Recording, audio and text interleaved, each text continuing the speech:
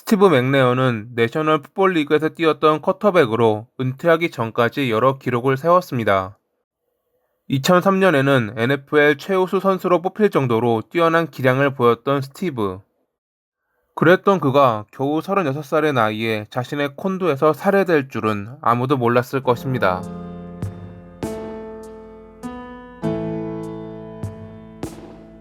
스티브는 1973년 2월 14일에 미국 미시시피주에 위치한 인구 1000명이 안 되는 작은 마을 마운트 올리브에서 태어났습니다. 어머니는 홀로 네 아이를 키웠는데 벌이가 좋지 않았음에도 자식들을 모두 학교에 보내려고 노력했습니다. 그런 그녀였기에 스티브가 학교는 잘 가지 않고 친구들과 미식축구를 하며 노는 걸 그리 달가워하지 않았습니다.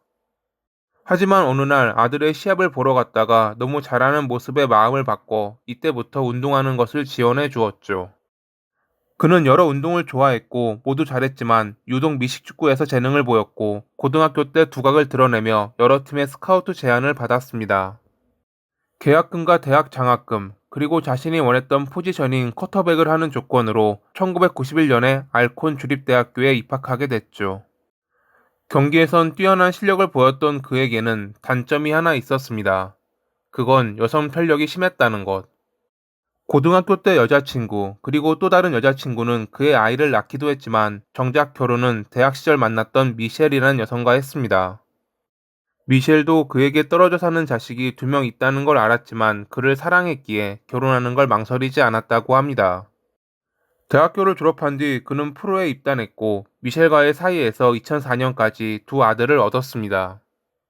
2008년에 그는 은퇴했지만 이미 돈을 많이 벌어둔 상태였기에 걱정할 게 없었습니다. 하지만 여전히 여성 편력이 심했던 그는 아내 몰래 다른 여성과 자주 만났고 결국 아내에게 들키며 둘 사이는 약간의 마찰을 빚었습니다.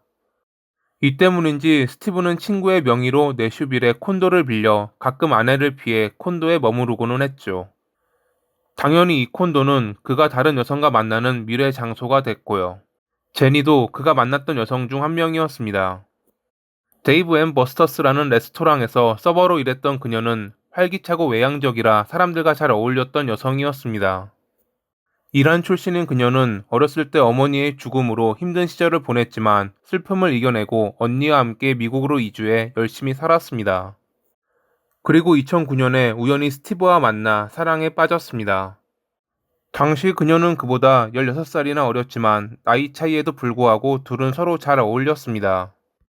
얼마 지나지 않아 제니는 그의 콘도에 함께 가는 그런 여성 중 하나가 됐습니다. 그가 스티브에게 너무 빠져있자 그에겐 가정이 있고 너는 그저 애인에 불과하다며 헤어지라고 말하는 이들도 있었지만 그녀는 전혀 신경 쓰지 않았습니다. 스티브는 그녀를 만날 때마다 이제 곧 아내와 헤어질 거야. 너를 너무 사랑해 라며 항상 달콤한 말로 속삭였으니깐요. 나와의 관계가 진짜 관계다. 이미 그는 날 사랑한다. 라고 말했던 그녀는 심지어 그를 가족에게 소개하기도 했습니다. 이미 그녀에게 있어 그는 자신의 남자, 자기만 바라봐야 하는 남자가 되어 있었습니다. 그러다 보니 2009년 6월 초에 그의 콘도에서 나오는 다른 여성을 보았을 때 그녀는 분노했습니다. 그 여성이 그의 아내 미셸이었다면 그나마 괜찮았겠지만 아내도 아닌 여성과 스킨십을 하며 나오는 그의 모습을 그녀는 견딜 수 없었습니다. 화가 난 그녀는 그 여성의 뒤를 캐고 다녔고 미행을 눈치챈 여성의 신고로 경찰이 출동하는 사태가 발생하기도 했죠. 훗날 그 여성 또한 스티브가 자기에게 아내와 이혼할 거다, 너를 사랑한다 라는 말을 했다고 주장했습니다. 아무튼 이런 식으로 제니는 스티브에게 집착을 했고 일도 잘 나가지 않아 항상 돈이 부족했습니다. 같이 사는 룸메이트에게 월세를 대신 내달라고 부탁할 정도로 말이죠. 생활고에 허덕이자 그녀는 스티브에게 돈을 달라고 애원했습니다. 둘 사이에 돈에 관한 이야기를 주고받은 문자가 꽤 많았다고 합니다. 돈이 많았던 스티브는 적정선에서 그녀가 진짜 급해 보이면 돈을 주긴 했지만 그렇다고 많은 돈을 주진 않았습니다. 이제 그녀는 그가 자기를 사랑하는지 정말로 아내와 이혼할 것인지에 관해 의심을 품기 시작했습니다. 그러던 중 그해 7월 초 그녀는 콘도의 쓰레기통에서 사용된 피임 기구를 발견했습니다. 그리고 이날 저녁 그녀는 스티브와 만났는데 술을 마신 뒤 그들은 콘도로 돌아오는 길에 경찰 검문에 걸리게 됩니다. 당시 운전대를 잡고 있던 것은 술에 취한 제니였고 경찰은 그녀를 체포했습니다. 그는 스티브에게 도움을 받았지만 되려 그는 집에 가도 되냐고 경찰에게 물어본 뒤 택시를 불러 그 자리를 떠났다고 합니다. 1시간 뒤 그가 보석금을 내줘 풀려날 순 있었지만 그녀는 공경에 처한 자기를 두고 떠났던 그에게 배신감을 느꼈습니다. 7월 3일 아침부터 그녀는 그에게 보고 싶다는 여러 문자를 보냈고 밀린 청구서 때문에 심리적으로 힘들다며 돈을 달라고 요구했습니다.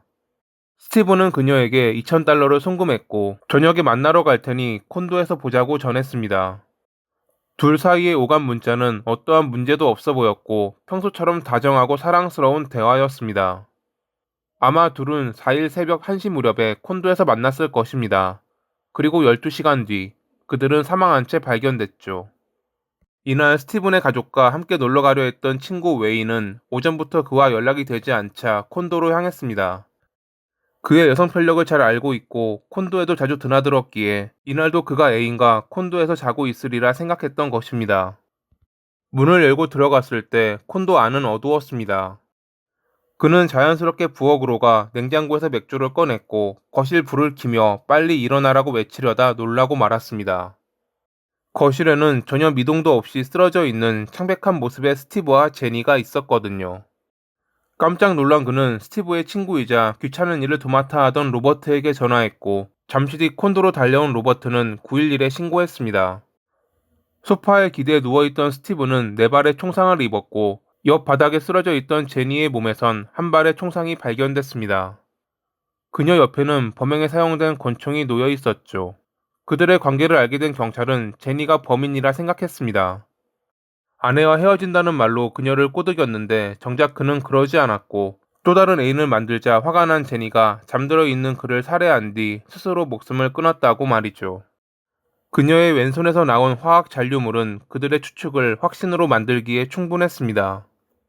외부 침입의 흔적도 없었고 공식적으로 사라진 물건도 없었기에 이 사건은 결국 제니가 범인이라는 결론으로 종결 처리됐습니다. 그런데 어떤 이들은 범인이 따로 있고 제니에게 뒤집어 씌운 거라 주장했습니다. 그들의 주장에 따르면 평소 스티브는 100달러짜리 지폐로 지갑을 항상 채워두는데 이날 발견된 그의 지갑에는 6달러밖에 없었습니다. 그리고 그가 차고 다니는 롤렉스 시계도 없어졌고 원래 콘도에는 금고가 하나 있었는데 그것도 사라졌다고 주장했죠. 하지만 앞서 말씀드렸듯 이는 공식적으로 사라진 물건이 아니었습니다. 한 지인의 주장에 불과할 뿐 금고가 있었다는 증거는 없었고 기억에 중점을 둔 한 명의 증언만으로는 공식적으로 인정되기에 무리가 있었습니다. 현장에서 발견된 범행에 사용된 총은 사건 발생 하루 전 제니가 길리엄이라는 사람에게 구입한 물건이었습니다.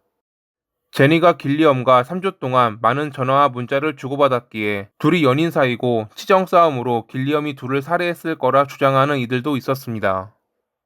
길리엄은 이에 대해 그녀가 총을 사는데 망설였고 쏘는 법을 알려주느라 자주 연락한 것뿐이다. 나는 돈이 필요해서 팔았다. 라고 주장했습니다. 제니의 왼손에서만 화학 잔류물이 발견됐던 점이 지적되기도 했습니다. 그녀가 오른손잡이였다는 점을 고려할 때 이는 이상하다는 주장이었습니다. 하지만 그녀가 양손으로 총을 쏘면서 오른손이 피로 오염돼 화학 잔류물이 씻겨 나갔을 가능성이 있다는 전문가의 주장에 의해 이 또한 받아들여지지 않았습니다. 제니의 전 남자친구를 의심하는 이들도 있었지만 별다른 증거가 없었기에 경찰 조사는 따로 이뤄지지 않았습니다. 결국 많은 추측과 의심 속에 사건은 제니의 단독 범행으로 마무리됐죠. 뛰어난 선수로 명성을 떨쳤지만 불운한 결말을 맞이했던 스티브. 만약 감춰진 진실이 있다면 언젠가는 꼭 밝혀지길 바라며 이만 마칩니다. 오늘도 시청해주셔서 감사합니다.